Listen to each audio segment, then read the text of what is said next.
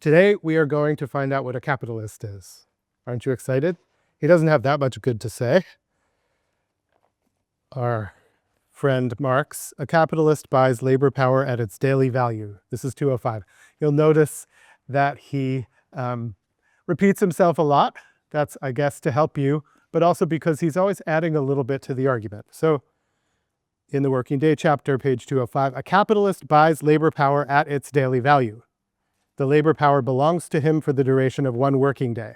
This is just, he's positing this. He has obtained the right to put the worker to work during this time, but what is a working day?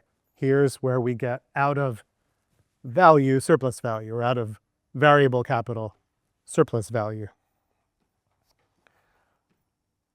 The capitalist has his own view on this ultima thule, the necessary limit of a workday.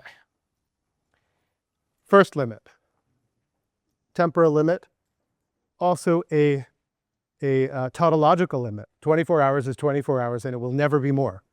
Capital would like tautologies and ontology to be changed such that 24 could be more.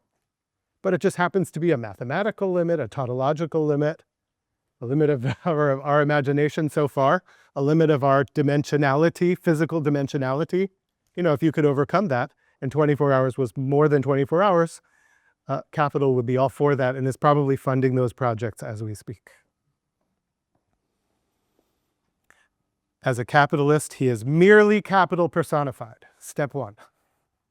His soul is the soul of capital, which knows only one drive in life, the drive to valorize itself, to create surplus value, to use its constant part, the means of production, to absorb the greatest possible quantity of surplus labor. Now, he's about to demonstrate with lots of historical examples, legal examples, examples from the history of worker movements, how this was actually carried out. It's messy, but the laws remain, these laws. He calls them laws. That is, the capitalist is the personified version of capital, which has a drive to absorb the greatest possible quantity of surplus labor.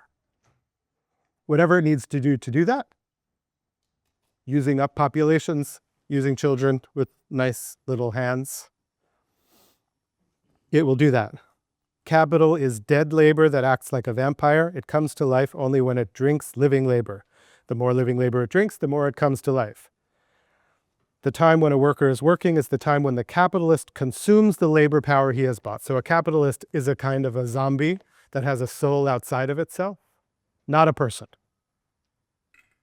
Capitalists are not people.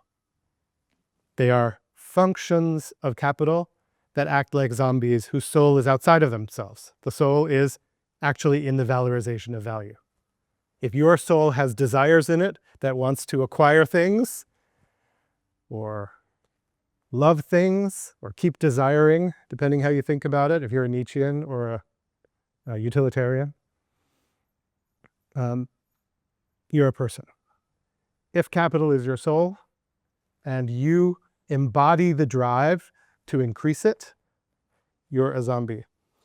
Capitalists are also vampires because they drink up the living labor. They consume laborers. So this is Marx's metaphorology, and it's strong and it's Gothic, but it also isn't wrong.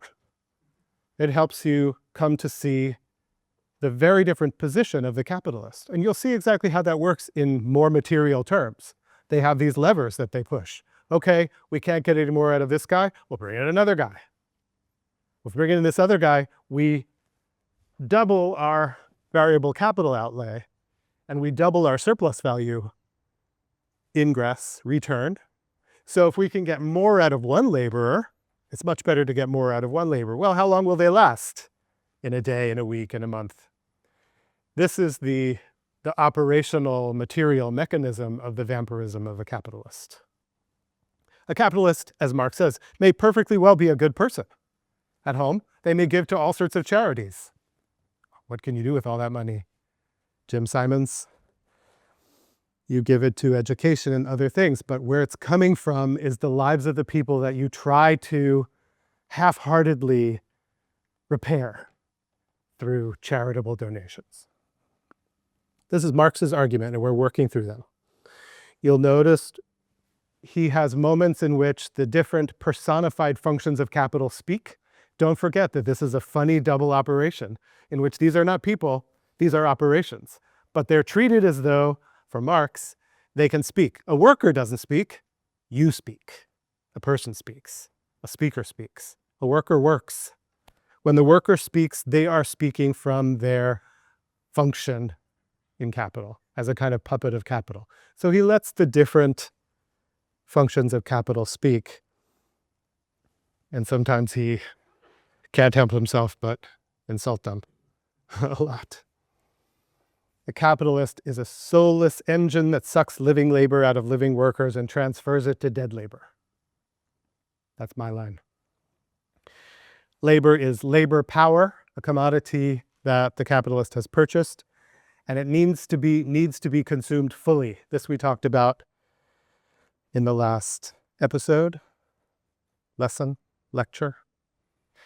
For Marx, the capitalist is all drive. The capitalist carries the drive of the capital system, is the drive engine of the capital system, in a way that workers are more like the fuel or the instrument. Their own internal drive, their energy, is part of the machine, but the drive comes from capitalist, and the worker, the capitalist uses the worker to satisfy the drive of capital, but the worker is also an impediment to satisfying the drive of capital. The worker is a limit, one of the limits that capital wants to eat. And you'll notice in the vampirism metaphor, it eats the worker slowly.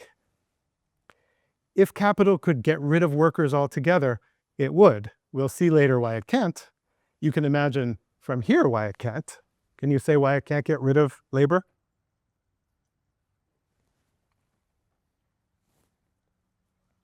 A basic, Marxist basic? Yeah, it's a source of all surplus. You would have no valorization of value if you didn't have labor. The extreme of this is if you got rid of all labor and you only had machines, how would the laborers buy the products?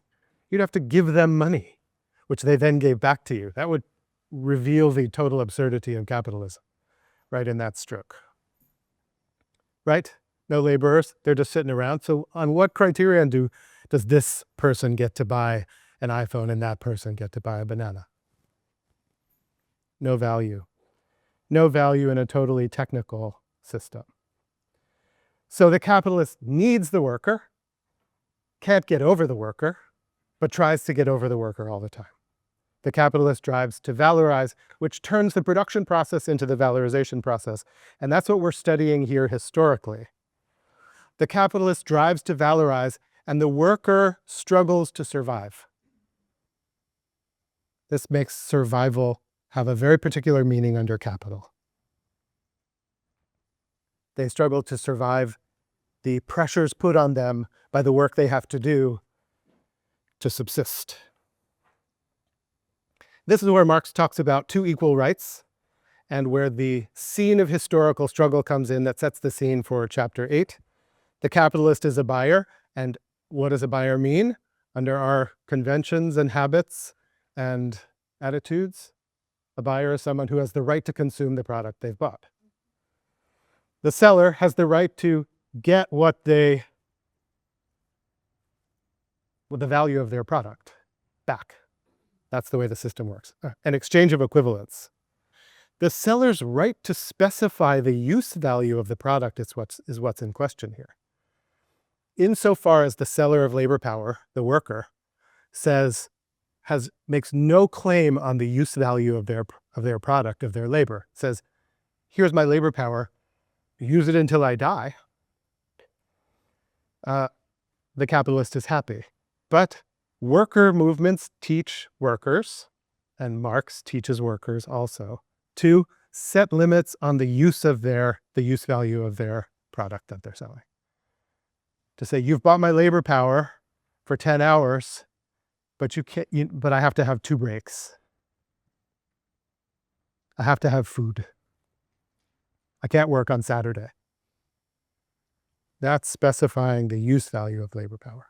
But that one is the weaker right in our system and is not the subject of regulation. It's a subject of regulation, but only after struggle. It's not a logical issue. Okay. So let's just say what the limits are. Limits to capital's valorization, we're calling it that now, come from labor. They're posed first by the worker's very existence, physical, moral, and social.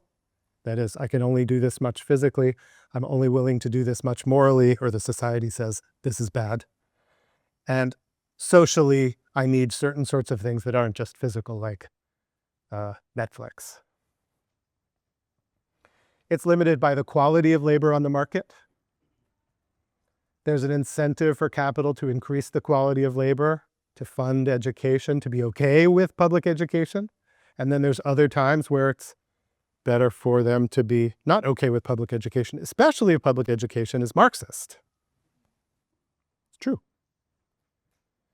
Or where there's a racial division of labor and you're teaching emancipatory wisdom about the history of Black folks in America. That has to go because it doesn't serve the racial division of labor, which favors white laborers. A limit to capitalists' use of labor is the consciousness of the laborer, which gets educated or informed and can make decisions. So less consciousness about labor and this whole process is better. This is where Marx's book is making a kind of revolutionary entry. I don't personally believe that consciousness raising has a lot of effect, but it certainly has good effects when it has effects. The stamina of laborers, which has to do primarily with their relative stage of life, young, adult, or old, but also you'll see that Marx thinks in the 19th century way that gender is a factor here. Women have less stamina and women have other roles by nature. Marx and Engels they go back and forth on those stereotypes, as they do often with stereotypes of other peoples based on race. A limit to capital's ability to exploit labor comes from the workers' other economic options. Can they take another job? Can they retrain? Can they become management? Have they inherited money? Are they paying the lion's share of taxes? Obviously, the cost of necessary labor, the cost of labor power, variable capital, is a limit. The more that the capitalist can drive that down. Do you see where all the limits are? These limits are also the levers. A limit is a lever for a capitalist. Where the limit in the absolute day is 24 hours, the lever is drive down the value of labor power. Because then you get more of the day as surplus value. And effectively, you stretch the day beyond 24 hours. Does that make sense? If it costs you 6 hours of the worker's labor to pay them, right? The worker is paying themselves. Don't forget this. If you drive that down to 4 hours, you have, in a 12-hour workday, then 8 hours of surplus value being produced for yourself. Collective action is a limit placed on capital, but you'll notice in this chapter that it has its double-edged. And laws, of course, are limits placed on capital too, laws and regulations. It has limits placed on it not just from labor, but also by its own logic. First of all, the tautological limit, a day is 24 hours. It will never be more. Or X intensity is X intensity. That's a limit placed on it by physics, you could say. There's limits placed on it by the stage of technical development. Obviously, that doesn't necessarily mean that extremely advanced technologies allow the production of more surplus value. Not necessarily. The cycle of higher and lower surplus value production doesn't map on exactly to technical progress. In fact, the less constant capital you use, the more likely it is you can drive labor to more surplus value. I want to just say, in talking about technical limits on capital's valorization, it's not just machines I'm talking about, it's also populations. populations are developed, they're enlarged, they're reduced, they're moved around, populations of laborers. So that is a technical development in the productivity of labor as well. So you can see that the capital system has a lot invested in the management of populations, birth rates, rising and lowering, et cetera, et cetera. And all of these limits interact with one another, as do the modes of exploitation. So at any moment, you can look, as you do in chapter 8, and say, the limit of the working day is this, the amount of intensity of work is this, the laws are regulating this, technical advancement is this. These are the ways capital can get more value out at this moment. Does that make sense? Cool. Questions about that?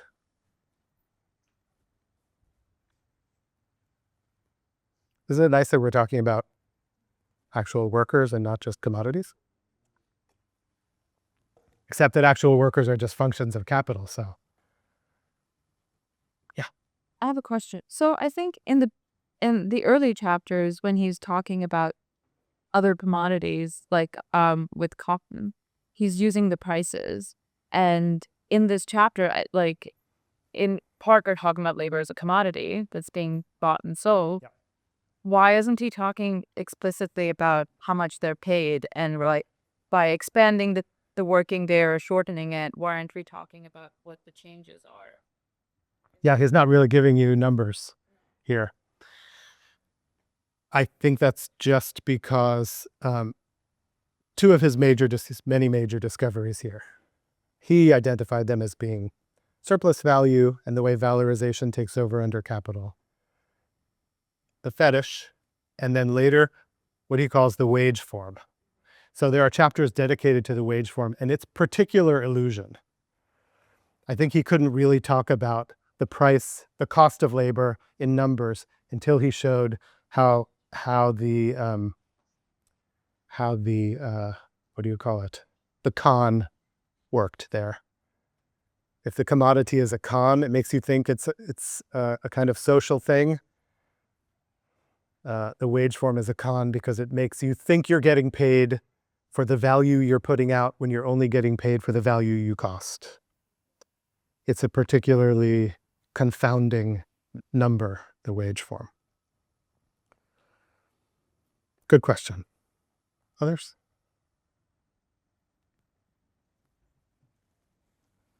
Okay, we're going to move through chapter 8, the relatively quick clip. You'll notice that he spends a long time talking about non-capitalist modes of production, especially corvée labor, which is interesting in itself. This is not only to illustrate that capital is not the only economic form that produces surplus, or in which the dominators are trying to push out more surplus. Here's a good example in corvée labor. Corvée labor is the extra production that serfs had to do yearly for the lords that lent them the land. The lords in this case in Eastern Europe are called boyars.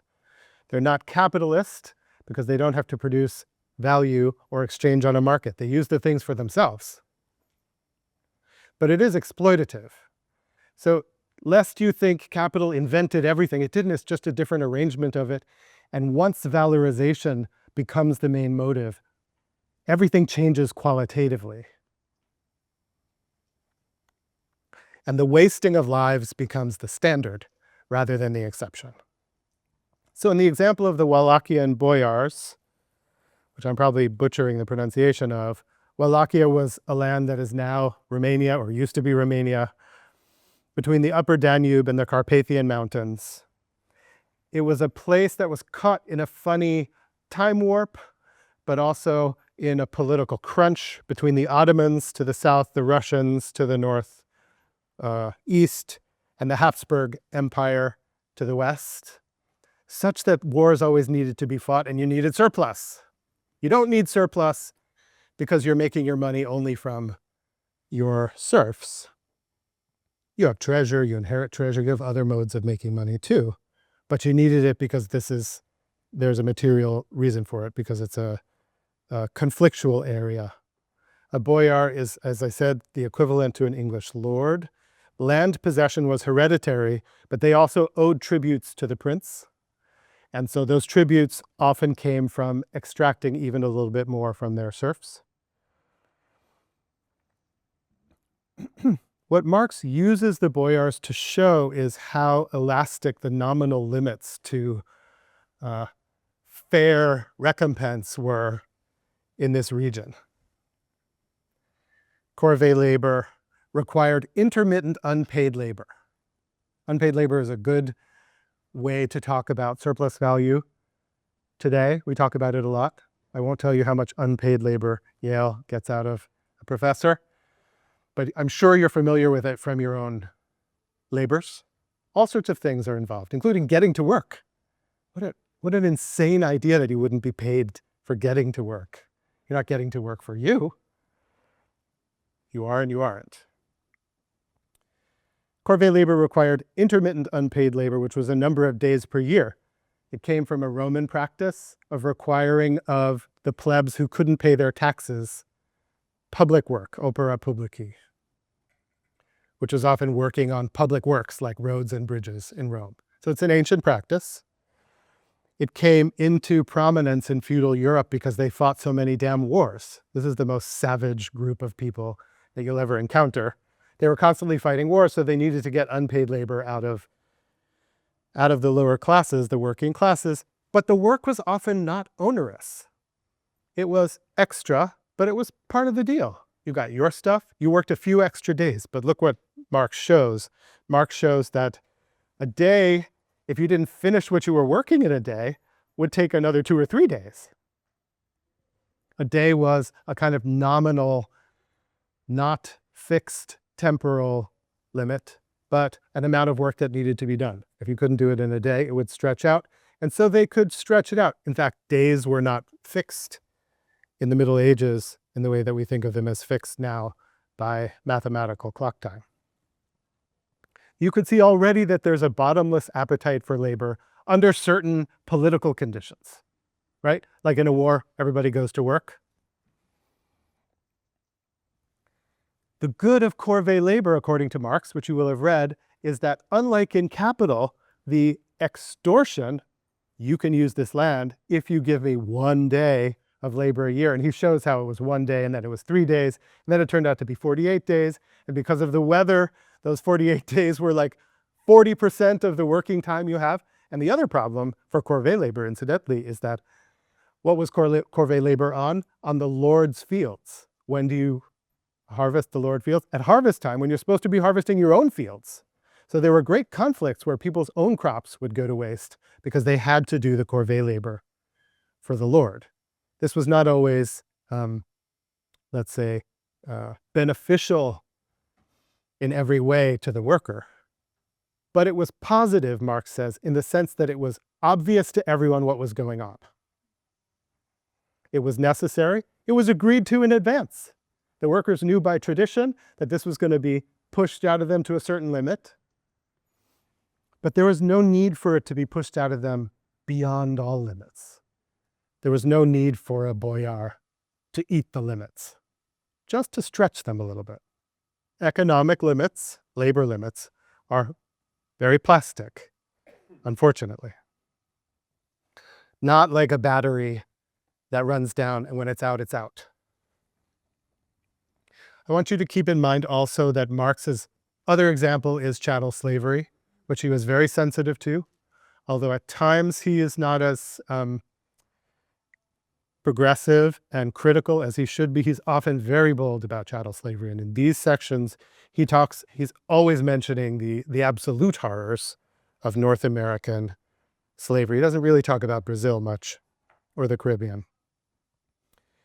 He recognizes the horrors of slavery and particularly how they increased when cotton became the engine of world capital.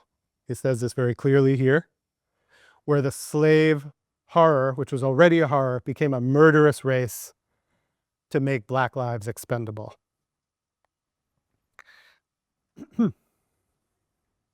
That is one place, chattel slavery in North America and in South America and the Caribbean, where the law does not limit the exploitation of labor. You could put that as the absolute limit. And so for Marx, it's always there in the background, like, am I talking about slavery? Is slavery the prototype? But he's really working on wage labor. Is wage labor wage slavery? Again, he's using this example in ways that are very forward for his time, but have been called into question and critiqued. A good person to read on this is Stephanie Smallwood, a historian, but many others. Slavery is one area where the law did not regulate exploitation, driving towards overwork. Another area was, until we get to our period, working children. Why would you work your children? Well, I often feel like I would like them to do a little more.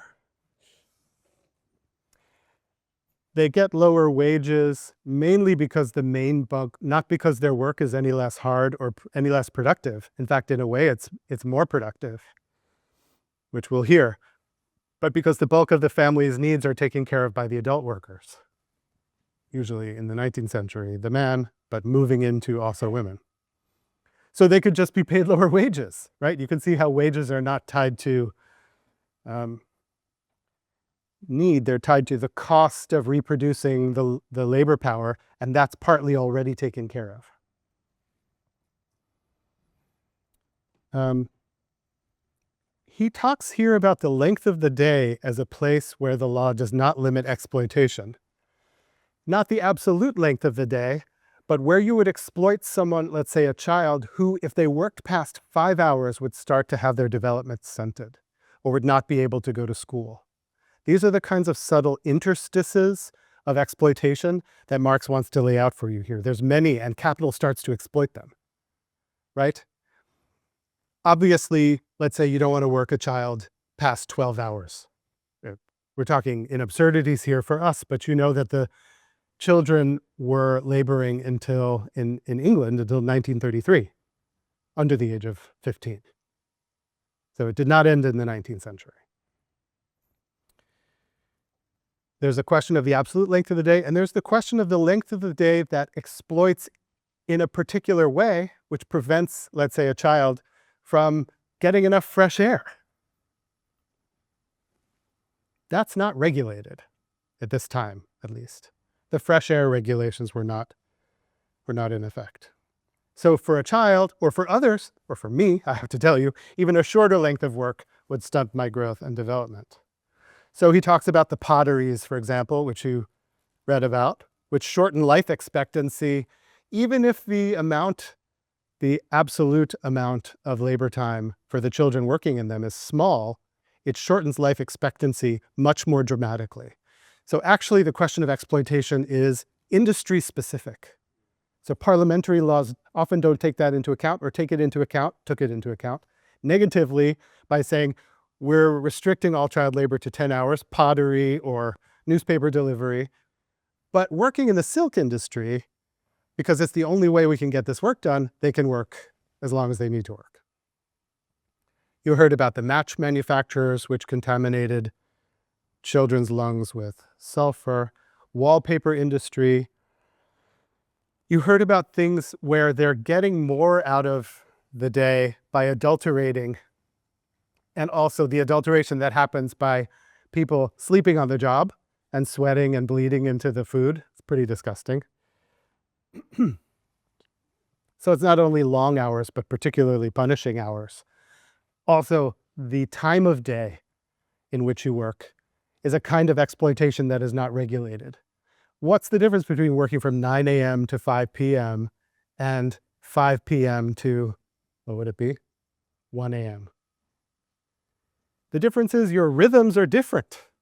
It would take you some time to get on that rhythm, and it might not lead to a good life ultimately. Well, you miss everything that's happening in the evening. Just like if you work a night shift and sleep a day shift, you're missing all of the social goods that you would otherwise get. So do you see how there are times in which the law is not regulating, even if it's regulating the overall length of time? Yeah. Okay. A few more things. Questions about that? Yeah, AJ. It's just exceptions that Parliament was making. They're like, okay, we're regulating, the labor working day in all industries except that. Okay. Well, yes and no. What is the law? The law is not everything is prohibited, but these are the things we'll allow. The law is like someone says, oh, we have to regulate this. And if they're lucky, they regulate that and nothing else has been touched. This is what Hobbes, in I think the most chilling line ever written in political theory, called the silence of the laws. All the abuses happen in the silence of the laws. It turns out they happen in the speaking of the laws too. But that's another issue. So what Marx is saying is these are places the law didn't even recognize to regulate. The practices go way beyond the laws. Yeah, I have two questions. The first has to do with all the labor, right? That is the term, or I need to bad here, like we should see the kind of a pull of all the labor, but then it doesn't. Like cooperation, I'm reading it correctly. Would I say that capitalism is a called the labor is something that a boy had mastered dogs, right? Whereas Tobaggy is what they say about 7 dogs for the boy had mastered. See. Jobbagio is like an extra requisitioned kind of labor.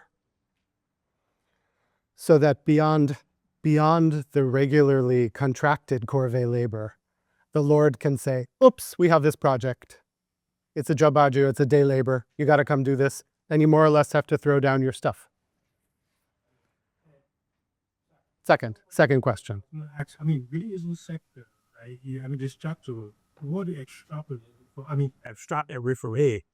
Will you say Matt is here making a distinction between the labor to a body and the body of bitter out? That it seems like you seem to be showing 18 years. I mean, just turned to all that, but then like, is that Can you ask that again? The difference between the liberty of value, as we've been seeing in the previous chapters, right? Uh-huh. They were also like gesturing towards the liberty of value, and yeah, it seems like he's talking about the power, the value of labor power itself, right? What Labor theory of value. Okay, the question is, what's different in these chapters in Marx's object? Is it no longer the labor theory of value, which I think I would argue is never his object? It doesn't really exist until after, and people want to cancel Marx. And the value of labor power. We are definitely talking about, we're not even talking here about the value of labor power. We are talking about the capitalist's interest, which is surplus value, and the limits and affordances that actual workers and actual industries provide to capitalists. How do we get to the working day? We get there from the rate of surplus value. If it's the capitalist's interest to increase the rate of surplus value, we'll see in a minute, it's really the amount of surplus value that they want to increase, not the rate, because the rate doesn't always increase the amount. But if they want to increase the rate leading to the amount, or the amount of surplus value, they have to face actual workers. And he is showing you the different limits and the different levers, because it isn't unlike, let's say, a logical system. It doesn't run in the abstract. It is actually, the content of the limits is always changing, as is the content of the affordances, or the freedoms of capital, if that makes sense. We are going to actually now, in the next sections, so we should be more or less up to chapter 9 now, we will turn to the relationship between the value of labor power and surplus value, how they actually press out more surplus value, capitalists, and drive down the value of labor power, where it's in their interest to immiserate populations, and it's in their interest to produce a surplus population and to keep populations on hold for the sake of new industries and shifts in productivity, where whole populations are thrown out of work. And all of that is really about the value of, ultimately about the value of labor power. Turns out to be, once you reach the 24-hour natural limit, turns out to be one of the most important levers for ratcheting up the production at surplus value. Richard, do you? I think I have a question about earlier you said that the limit of the capitalist system is the worker. Like, what happens to people who cannot be workers? Like, they're disabled. They're either dependent on a worker or they're left to die. Now, states step in to a certain degree and started to at the end of the 19th century, but the history of welfare is the history of avoiding revolutions. So it turns out to be cheaper to give minimal health care. This is the end of the 19th century, even a little bit after Marx wrote this, starting with Bismarck really invented the welfare state for the purposes of keeping people from revolting for a better system. When you capitalize welfare, other things start to happen. That's the state we live in now, where the welfare of the people is largely capitalized. We have for now Social Security, Medicare, and Medicaid, but for now. Many of those are already contracted, to capitalizing producers. It's grim, it's grim. Okay, where are we? Corvée labor. But it turns out, just to keep telling this horror story, this fairy tale, it's like grim in the grim sense of Die Brüder Grimm, and it doesn't turn out well. It turns out nobody ever worked a whole day. It's a total invention of the capital system. Nobody ever worked a whole day. It took centuries, three and a half centuries, according to Marx, maybe more, to get people working through the day, to get people working an entire week. Why would you work an entire week? Why would you work at all if you didn't have to? But certainly you would minimize it. So Marx shows you in section 5 how factory laws and work laws from the 14th century to the end of the 18th century were about getting people to go to work. And there were all sorts of government practices and individual independent business practices that tried to get people to work longer. And you will see a lot of those in the so-called original accumulation chapters at the end. How do you get people to normalize working that many hours in a row, that many days in a row? Not to mention making work into a value in itself. Well, you expropriate what they already have, so they have to go to work. You dispossess them. Then you extort them into the labor by holding on to the means of production. So if they're going to do labor, they have to come to you and labor for you. It's making it sound like I have a moral judgment of capitalists. I do not. Some of my best friends are capitalists.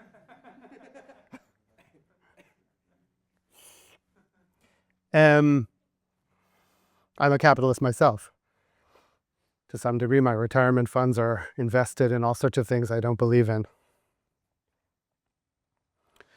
But in fact, they have no choice but to do this. If you're going to be a capitalist, you have to have workers. You got to get them off the land. How it happened is a topic for history. You expropriate, you extort, you move populations around to produce available populations for working. The city. In short, the normal what we think of as the normal working day, which has now been regulated down to whatever. Although when I was looking up Connecticut's labor laws, they have all sorts of regulations about children, but adults can work themselves 24 hours if they want to. I don't think I knew that. It's only practices. Like you would not go to a job that asked you to work 15 hours a day. Would you, finance people? In any case, the normal working day. No way. Until next time, it's the capitalists.